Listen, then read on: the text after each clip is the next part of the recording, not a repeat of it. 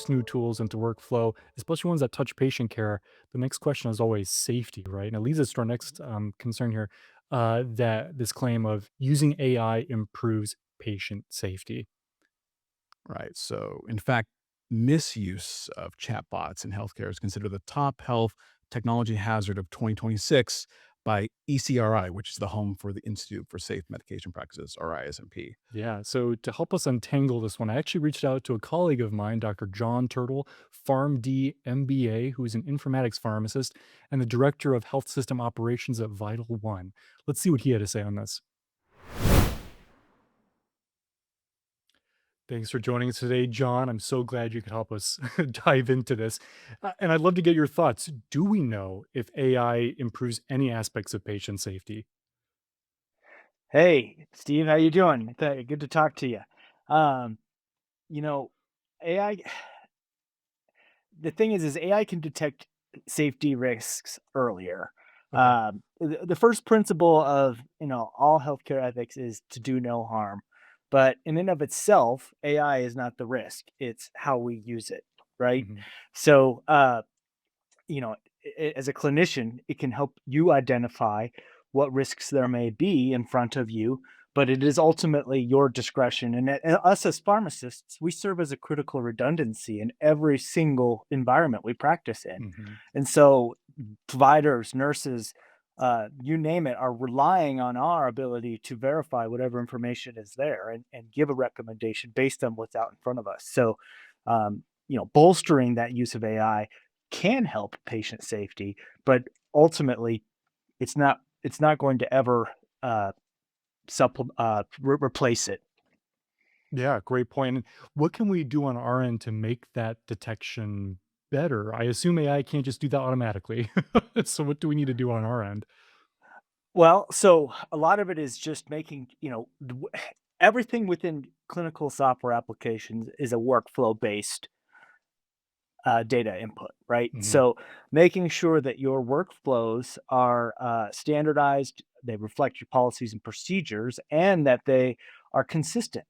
So I always like use the example of a Vanco trough, right? So Hmm. you're dosing Vanco, and this goes back when I started as an intern. The quality in, quality out, right? So if the information that you are using to perform your clinical assessment is bad, then your clinical assessment will be bad. So the same applies for AI, in that whatever information is going into the system needs to be consistent and current in order for the AI to provide information back to you in a Great good way. points there. Yeah, I like that Vanco example. And are there any ways that AI can make safety worse that we know about that we should be watching for? Absolutely. I mean, there's ways that if you're using an outdated data set, or any sort of outdated information, it's going to learn AI. There's three general modalities with AI. There's neuronal networks, Mhm. natural language processing, and predictive analytics. All three of those, if you're using outdated information, steer clear. Yeah, good points. Good points. And then what about alert fatigue too? I've heard about concerns with that. Does AI improve that? Does it make it worse there too? Or what's your I take? yeah, I mean, I think that I'm Stephen, I'm bull on AI. I mean, I think that the more that as pharmacists we can lean into it, the stronger that we can become, the more that we will be able to accomplish within our clinical work. But I will say, as far as like clinical decision support is what I usually call alerts, right? Mhm. That's nothing new. We've seen that. I mean, I've seen clinical alerts since 2007 when I started in pharmacy. Nice. Um, and so, and you could think even back to before then. I mean, Stephen, AI, we had spell check, right?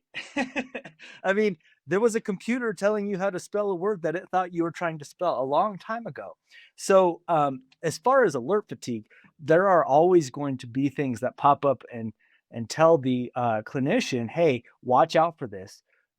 Now, I think that AI can be more sensitive to the Mhm. situation based on contextual workflows and contextual situations. But at the end of the day, if the clinician is not paying attention to the alert, it is always a clinical discretion scenario.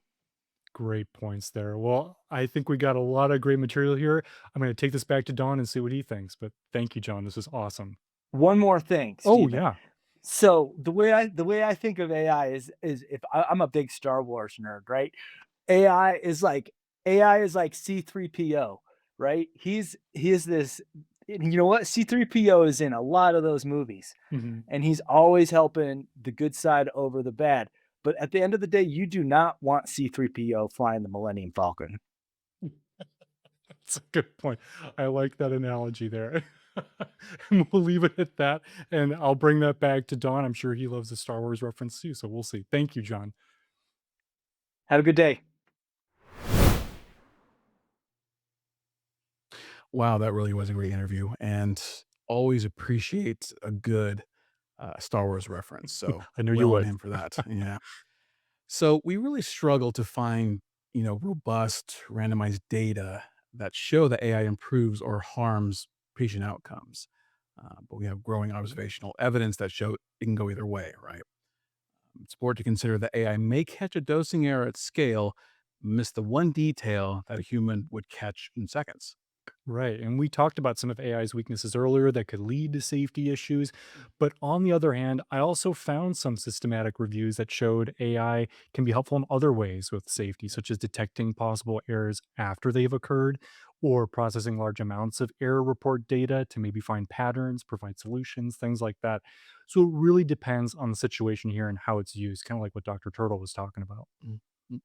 Another safety use case I thought was interesting is how AI may be used in automation to help limit pharmacists' exposure to hazardous meds, which definitely would be a positive for safety. Yeah, that's a unique use case, and the Mm, list could go on and on. So, when it comes mm. to this claim that using AI improves patient safety, the verdict is evidence is mixed. And what's important to realize with any technology, right, is that it depends on how you use it. Whenever I have talked to students and residents about healthcare technology, I tell them to treat it like a power tool. You can use an electric saw, for example, to efficiently build something amazing, or you can accidentally cut off all your fingers. Like it depends on how you use it. Right. And you could be building something out of fingers, though, then it'd be working, right? But that is definitely a memorable and grisly way to think about it, Steve. Yeah, didn't mean to jump scare you there, Don. Yeah. But it's the same with AI. It can help us be more efficient, but it can also hurt people if we use it improperly or without safeguards.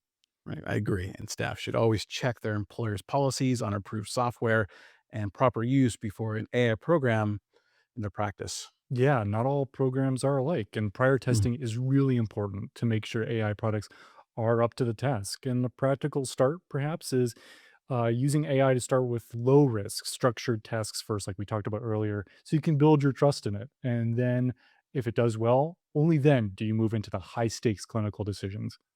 and continue keeping patient safety top of mind with all technology. So you can use our responding to med errors checklist if an event occurs to make sure you gather all the facts, address the error, and reduce the risk in the future. Yeah, and take a look at the show notes or description. We've linked directly to that resource in Pharmacist Letter, Pharmacy Technicians Letter, and Prescriber Insights, as well as our artificial intelligence and pharmacy practice FAQ we mentioned earlier.